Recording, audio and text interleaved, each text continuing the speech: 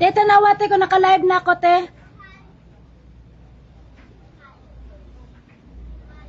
Taster. Okay na?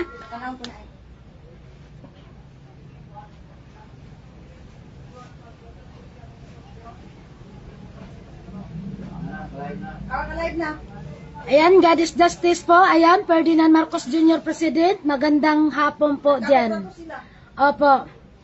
Ay, pakiayos po itong panggoberno nyo po dito sa Surigao po. Dahil kayo po ang may responsibility nito. Dinampot po ang aking member na isa ka 72 spiritual po. Dinampot po ng mga polis po dito sa Surigao po. Opo. Na walang due process po. Na ang due process po, andito po yan under management sa Federal Tribal Government of the Philippines po. President. Opo. In 72 hours po, pakiayos po ang Surigao po. Ferdinand Marcos Jr. President po. Nasaan na po kayo mga sundalo? Sundalo sa Panginoon. Ang ina-acknowledge ko po dito, military lang po. Dahil kayo ang aking forces na once na kailangan ko ng assisting po, na kayo ay mag-assist lang po. Dahil ang panggoberno dito ni Mayor Dumlao, hindi na nila ma-govern ang sarili po nila sa injustices po. Inutosan ko po ang aking 72 spiritual po forces sa pagbili po ng tubig ng mineral po. Bakit dinampot nila na walang legal documents po, walang due process po? Kaya yan ang sinasabi ng Honorable Sara Duterte, Vice President po, due process po, due process po. Nang wag po kayo ma-ignorance of the law po. Ferdinand Marcos Jr. President, ang panggoberno dito sa Surigao, si Mayor Dumlao, kung sino pa dito na mga mayayaman na protector sa mga discrimination sa ancestral land dito sa Surigao po. Wag niyo po hayaan. Bakit isa lang ang dinampot? Nandyan ang lahat ng forces sa 72 spiritual. Bakit hindi nyo dinampot? Bakit tumakbo kayo? Bakit hindi nyo dinampot lahat? Bakit tumakbo ang mga polis na naglabasan ng lahat ng 72 spiritual dito? Kahit patayin nyo pa po ako, wala na kayo magagawa. Matuman na ang batas sa Panginoon po. Ifra law is the Bible of the tribes. Justice is God. God is justice po. Ang pinareceive nyo po dito na documents po. Ito po, tingnan nyo po. Nakapost din yan sa account ko po. Kanina ito ang pinareceive po. Notice of violation po. Georgito Santisas alias. Anong alias? Honorable yan. Bote pa ang nitibo honorable. Pero kayo mga nakaposisyon, may mga pinag-aralan, hindi kayo honorable. Violation daw. Structure sa building. Tingnan mo, ang nagpirma ito oh. Ayan. Sino ito? Si John G. Emerald, Serda, Rinaldo, Malbas. Yung building permit daw, structure. Sabi ko, bakit ito ang inisyon nyo? Kami naman hinoon na illegal structure na. Itong structure ko dito, kahoy lang. Sabi ko, may search warrant andyan sa, kay Judge Chua, 2024 pa yan. Andyan kay Judge Chua sa branch to po. Yun ang kunin nyo po. Ako ang damputin nyo dahil ako ang nagpirma po para padlakan ang lahat ng establishment. Kaya in 72 hours, magpadlak na kayo. Magpadlak na kayo. Dinampot nyo ang aking member official. Gusto nyo magbaha ng dugo. Tandaan nyo to. Kayo lahat dito sa Surigao, magsara na kayo in 72 hours. Magsara na kayo sa ginawa nyo. In 72 hours, Ferdinand Marcos Jr. Magbaha ng dugo sa Surigao in 72 hours. Kung gusto nyo ng kapayapaan, bumaba ka dito, Ferdinand Marcos Jr. President. Sige, gamitin nyo na lahat ng forces nyo dito. In 72 hours na to. Gawin mo. Ako na nag-utos. Gawin nyo in 72 hours na hindi nila palalabasin yung taong yan. I-present nyo lang ang diplomatic immunity si Dylan, kapitan dito sa Surigao, sa Sabang Tris Manobag. Natay si Dylan, dyan sa Inedine. Opo. Yan, anuhin mo ngayon, si Dylan dito, ang barangay. Opo. Bukas ng umaga, lulusobin natin ang barangay dito. Opo. Dahil nasa jurisdiction ni Dylan, bahay ni Dylan, puntahan natin yung bukas. Wala na akong kikilusin pa ng documents to inform ito na po live Ferdinand Marcos. Dahil bakit? Tinakot nilang aking technical. Mga tao dito, wala nang magtatrabaho ng documents ko. Bukas, birthday ni Dato Adlaw. Magbaha ng dugo, Dato. Pag hindi nila ipalabasin yan ngayon din, iuwi nila dito. Sa federal, magsara na kayo. Dahil ang aking forces hindi matalaban yan ng itak, barel. Hindi matalaban po. Tandaan nyo to. Walang maniniwala. Walang maniniwala. Kaya tingnan mo polis, tumakbo.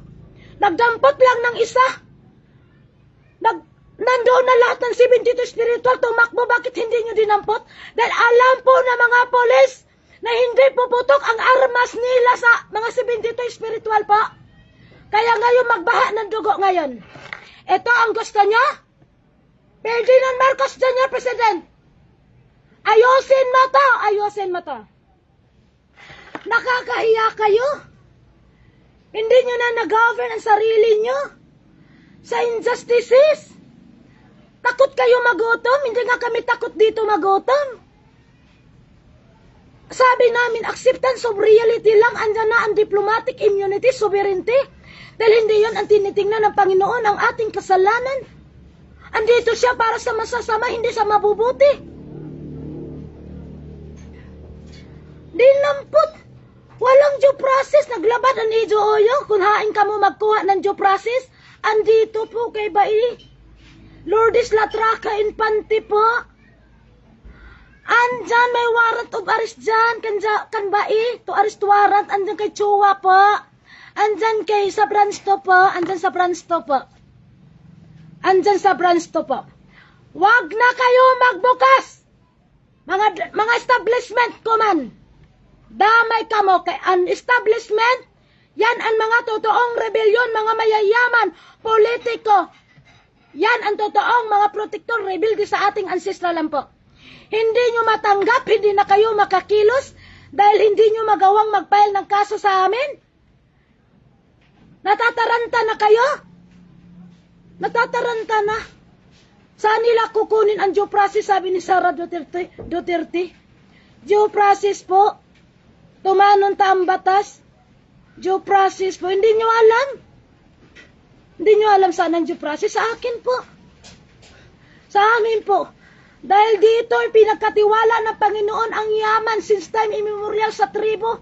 Mabuti ang tribo dahil makontento. Hindi marunong magnakaw sa kaban ng bayan. Dahil makontento na kami pakainin. Hindi na ipagkatiwala sa inyo ang yaman sa ngayon po.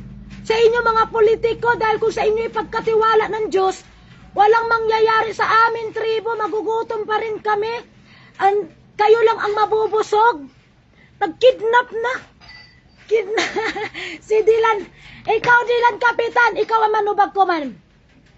Magtago ka na. Si Dylan, ang bahay nandyan lang. Dito lang sa amin. Huwag kayo mag-duty sa barangay dahil pupuntahan namin ang barangay. Diyan kami mag-duty ngayon. Diyan kami mag-duty ngayon. Lahat ng 72 spiritual, bukas. Diyan kami mag-duty. Pero kung ibalik nyo yan ngayon dito, Dylan, hindi na matutuloy.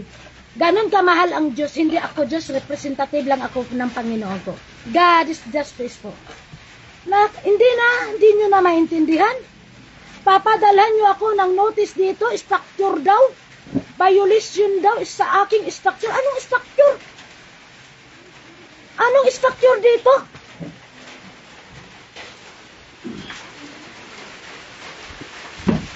Tingnan nyo, inano ako ng violation sa structure daw. Anong violation ko sa structure? Anong ina-structure ko dito para bigyan nyo ako ng violation? Ang pinareceive nyo structure sa building permit tapos kinidnap yung aking 72 spiritual para lang bumili ng tubig dahil wala na kami mainom. Dinampot nyo. Dinampot nila. Dinampot nila. Ayusin mo to, Ferdinand Marcos Jr. Sige, kumilos na kayo. Sabi namin, huwag nyo antayin na pangunahan kayo ng United Nations. Anong structure dito sa akin? Anong structure dito? Tingnan nyo itong bahay ko, structure. Anong structure dito? Huwag niyo ako takutin. Kung kinakailangan buhay ko ang kapalit para lang kayo, masugpo ang inyong mga ginagawa ng mga injustices. Handa na po ako. Handa na po ako. Gamitin nyo na lahat ng forces. Mayor Dumlao, nangidnap na niyo mga forces dito. Ang pang-gobyerno nyo po, Mayor Dumlao. Ferdinand Marcos Jr. ako natawa sa inyo. Diyos ko, maawa kayo sa magulang nyo. Alisin nyo ang ano. Wala na kayo magagawa. Diyos ko, i-share nyo yan. Mag-share kayo. Magsalita kayo. Huwag nyo antayin na mangyayari sa inyo yan. Lahat po. Huwag nyo antayin mangyari sa inyo po. Tingnan nyo, wala na sila magawa. Nangidnap na. Nagkidnap na. Walang due process. Nagkidnap na. Pagbuak ang cellphone sa aking 72 spiritual guide na bidyuhan sila. Hindi naman nila dinampot lahat. Ang isa lang ang dinampot. Damay ka, Kapitan Dilan. Ikaw ang madubag, Dilan. Bakit hindi mo naproteksyonan ang iyong mga hinsakupan? Mag-resign ka na. Bukas, pipwisto kami sa barangay mo. Huwag na kayo mag-duty. Makita ko lang mag-duty kayo dyan. Sige. Ferdinand Marcos, ha? Alam ko, nanonood ka. Ano, ikaw nag-otos? Ikaw nag-otos, Ferdinand Marcos Jr., President? Sinong sinusunod mo? Ang mga intruders? Na ito ang nasimula ng iyong ama? Sige. Nakakahiya. Nakakahiya. Nakakahiya. Nangidnap na mga pulis. Walang due process. Nangidnap na. Hala. Tawagan na na ako ang sundalo. Tawagan mo na? Depari na? Oo, kay illegal arrest, kay wala iwaran. Makari na sila. Mga mambaba ng aking mga forces, mga sundalo. Tuloy ang padlak. Illegal arrest, wala sila eh. Illegal arrest, walang warrant of arrest. Ang pinareceive nila kanina, ito po. Ito po ang pinareceive kanina na inasist sila ng polis po na hindi po namin nireceive po. Ayan, no? Sergito Corpus Santisas daw, alias Dato. Alias Dato. Ayan, no, notice, violation daw. Ito ang pinareceive dito na hindi namin ni-receive. Tapos certificate of occupancy. Tingnan mo. Certificate of occupancy ang nagpirma si Rinaldo Malbas at saka si Emerald Sirda na ako lang ang may authority mag-issue ng certificate of occupancy. Notaryado po sa abogado. Ito po ang aming ayan, nandyan na, bababa na.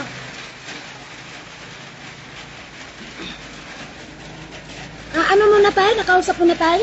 Oo, tawag ka sa ID. Para makakuha. Ito po. Ito po. Ito po ang certificate of occupancy. Hindi po ito certificate of occupancy. Tingnan mo. Mga tarantar na. Magsara na kayo ngayon dahil darating ng aking forces, mga sundalo po. Ayaw nyo kasi makinig. Ayaw nyo maniwala. Nandyan na po. Antayin nyo po. Andyan na. Magsara na kayo. Magsara na kayo. And 72 hours po. And 72 hours po. Magsara na kayo. Law is the Bible of the tribes. Justice is God. God is justice. Magandang hapon po. God is justice po. God is justice. God is justice po. God is justice. God is justice po.